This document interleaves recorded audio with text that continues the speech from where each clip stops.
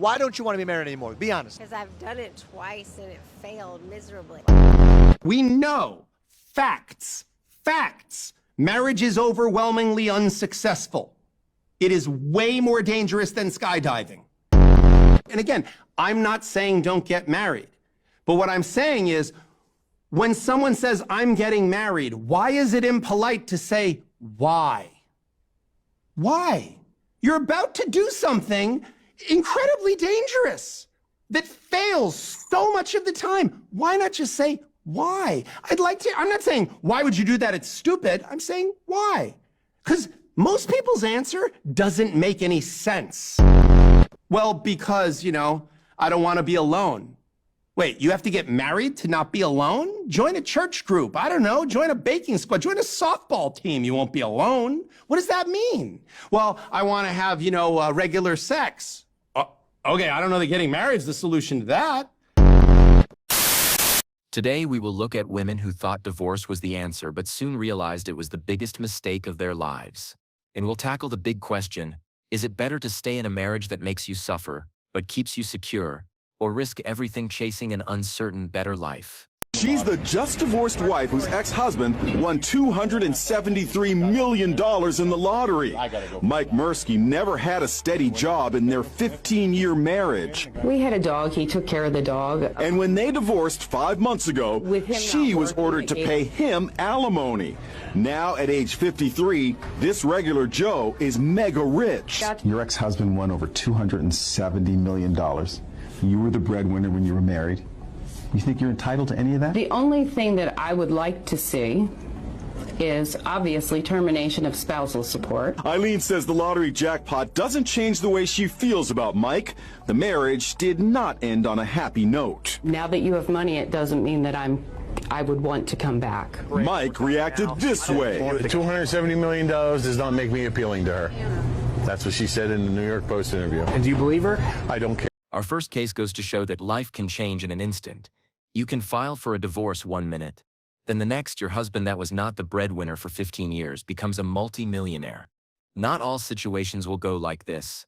But if the wife just held on to the marriage a little bit longer, she would be the wife to a millionaire. Are you married? I am indeed, yes. I've been twice married. My first marriage was a real catastrophe. It lasted about a year and a half. And this one is very solid, over 20 years. What's the biggest lesson that you learned from your first marriage and the divorce? I think you really need to love yourself and like your own company, because otherwise you're always looking for that piece of the jigsaw puzzle to complete you. Most relationships that have ended with a divorce, people tend to blame the other person and say they did not do certain things, and they will make the entire situation simply revolve on what the other person should have done. But they will never look at themselves and analyze what they did wrong. When you should be complete to begin with. I find today people are getting together for the wrong reasons. We measure up people in terms of what they own, what they do for a living, how can they provide, how can they, make my life easier. They don't ask the hard questions. Do you want children? Where do you want to live? Where do you aspire to be? You have to talk about that before you commit to see if it's really what you both want, because when you fall in love, you don't think things through very clearly, and there's a lot of, infatuation involved, and there might be a physical attraction, but that's not what keeps people together. When the attraction is gone, what's left? What's left? A relationship is what should be left. You should never rush into marriage without a relationship, not because the lady is beautiful or the man has money. More of you enjoy this person's company and they improve you as a person. What is something you regret the most in your life? Well, okay, here we go. I got divorced 1998. I had my job in New York, which was in the media business, and I gave it up because my son was 3.5 at the time, and he was not supposed to be taken from the area, but he did. So I moved to Buffalo, no job, not knowing anybody, for the sole reason to be closer to him. In a world where we have so many deadbeat fathers, it is incredible to see someone leaving their job and moving to a different state just to be with their kid. Let's see what happened. And the biggest regret is having a volatile divorce turned into my not seeing my son for over 20 years. Such situations are truly heartbreaking, where the woman keeps the father from seeing his kid thinking that she is hurting him. But the person who is suffering the most is the children, because they will grow up in a single-parent household just because of the mother's pride. And all I wanted to do is be a father, and I used to play with him all the time. Do you think you rushed into the relationship too fast? No, I was 32. So I tell people it took me a long time to pick the wrong woman. So if you could have a 30-second conversation with your son right now, what would you tell him? I can't change the past. I would like the opportunity to reconnect with no guarantees. You might reconnect or meet me and say, you know what, I want nothing to do with him, or now I realize all the time I've been missing. There's no better connection between a father and a son. There's no truer relationship than blood relationship. That's beautiful. Maybe one day you guys will meet. I hope they will one day sit down and actually have a conversation and bridge the gap that was created by the mother. There is a reason why they're not together. And if they had kids together, that woman did not leave the first time. I made a video about this before. That woman did not leave the first, second, third, fourth time. There was something done bad enough to break up the family for a woman to finally, give up. The narrative of this video is delivered in such a way that makes it look like the only reason a relationship will end in a divorce is because of the man, which is not true. And I had so many men in the comments like, no, I fought for my marriage. And here's my thing, is that, or oh, women are the ones to file divorce. Yeah, they are. Because women stay after they emotionally check out for the longest time because they are trying to make it work. But men will think that if something's not happening in the moment, everything was fine. They're so blindsided. But it's years of trauma. Yeah. Oh! Car just scrambled for like a second. You did? Why do you have him as a husband? I have no idea. Why do you have him as a dad?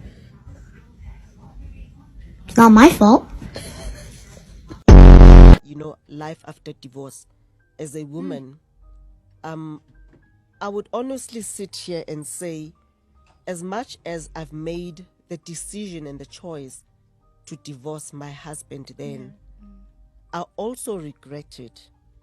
I don't regret it because I still loved him, but I regret it because I feel like I denied my children the right and the opportunity to have what people call a normal family. Now today I'm sitting with kids who are in the statistic of divorce. So as much as I've divorced, I would never ever advise anybody to go through a divorce. That is the truth of the matter. The people who really suffer are the kids. People should put their pride and issues aside and put their kids first. That way you have something to fight for. And in the midst of all the issues that the two of you may be having, at least then, you will have a common goal, which is fight for your kids to have a good childhood. Why don't you want to be married anymore? Be honest. Because I've done it twice and it failed miserably. Why did it fail in your opinion? The first time I went into it with an idea of what it should be, and that failed. This world is not cut out for people to have meaningful relationships. I think it's the internet. I think it's social media. I think people are designed to think there's something better out there always, and they're never content with what God intended us, just to love one another. So what could be some of the tips you would give some young people so it actually can have a lasting relationship in your opinion? Get off social media.